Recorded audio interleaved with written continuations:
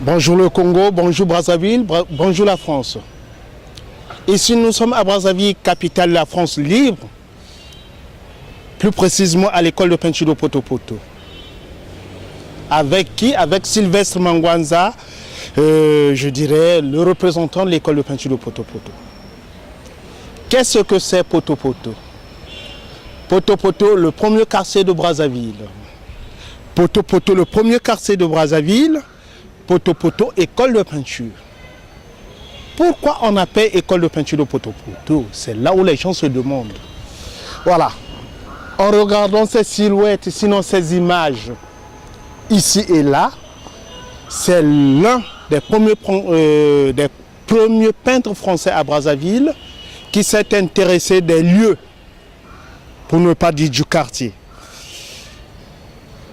Lui-même étant peintre, sculpteur, menuisier,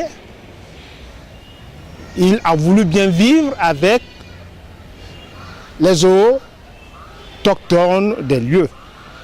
Peu après, il s'est rendu compte qu'il y a même des Brazzavillois qui sont réellement des artistes. Alors, qu'est-ce qui se passe? Monsieur Pierre Lott, de nationalité française, installé au rond-point Mungali à Brazzaville, pour suivre les séries de chaque soirée de dimanche, samedi et dimanche, avec Ondongo Osali et Elenga, qui étaient comme marmitons, sinon cuisiniers, blanchisseurs et puis chauffeurs, ont repris le pinceau de Pierre Lott sans pourtant y se rendre compte. Il tourne les yeux de gauche à droite, de constater que sur sa palette, par rapport à ces mélanges européens, deviennent des mélanges africains. C'est quoi? Ce n'est pas moi qui pourra les témoigner, c'est pourtant ces arbres, ces baobabs qui pourront dire mieux. Mais le peu, je dirais que Pierre Lott orna la palette. Il se posa la question, mais quoi? C'est plutôt la magie noire ou quoi? Non, c'était Ondongo, c'était Osali, c'était Elenga qui récupérait sa palette derrière la case, derrière l'atelier de Pierre, afin de réimaginer ce qu'il faisait au-delà. C'était leur tradition bantou qui les faisait, qu'on appelait autrement dit des Mickey. Mickey de Walt Disney, non. Mickey chez nous veut dire des petits bonhommes en toute forme, scène de vie quotidienne, marché, danse traditionnelle comme le kébé-kébé, Congo et autres, comme les Kani chez nous on appelle, les rois, comme on connaît le roi Makoukou. Alors Pierre, par ses recherches, viendra attraper l'un d'eux, un certain Osali. Il dit, pardon chef, patron, ne me tape pas. Il dit, non, je ne pourrais pas vous renvoyer, mais qu'est-ce que vous faites au fait? Et il dit, patron, moi fais les Mickey. Toi fais les Mickey. Mickey c'est quoi? Et il dit, non, les petits comme ça. Ah bon? Et vous connaissez d'autres qui peuvent faire comme toi? Et il dit, justement, Ondongo est le même. Elenga est le même. Ah d'accord, venez. Il y a déjà Ondongo et Elenga et Osali et d'autres. Il dit non, on pourra en avoir aussi plus. Et de là, l'atelier de Pierre Lott deviendra atelier d'art africain. Pourquoi atelier d'art africain? C'est pas parce que nous sommes tous africains, non. Parce qu'il y avait aussi les Africains d'ailleurs, comme le Congo, capitale de la France libre, Brazzaville plus précisément. On verra aussi des Tchadiens, des Camerounais, les Congolais d'en face en plus. Je vous aime. Et voilà combien de fois On avait un certain Bella Tchadien, Tango et autres, 3 points de suspension. Voilà. Maintenant, qu'est-ce que M. Pierre Lot va dire? C'était son atelier, c'est-à-dire une petite case qui est derrière vous.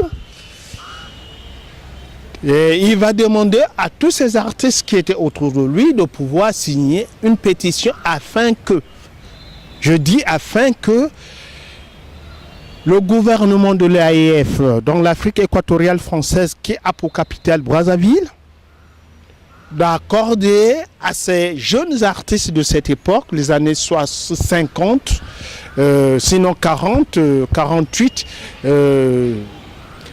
un étendu pour qu'il y ait un grand espace.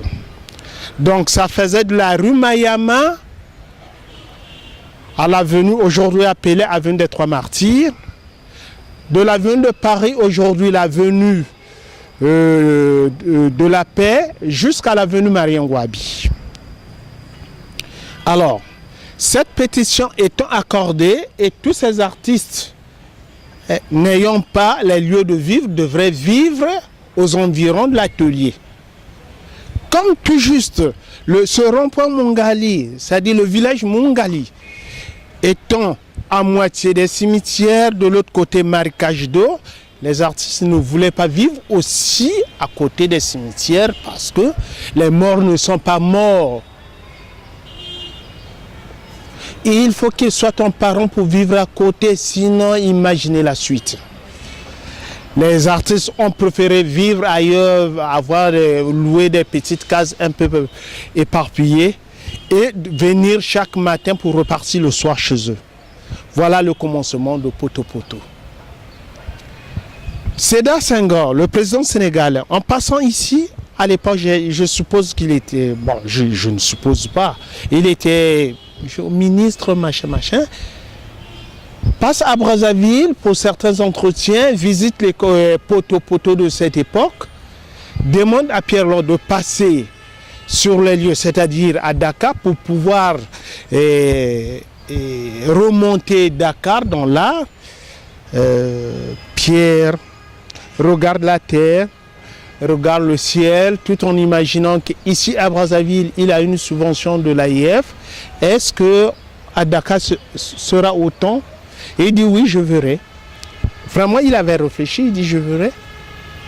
Curieusement, quelques temps plus tard, l'arrivée de l'indépendance à Brazzaville, plus de bourses, plus de subventions.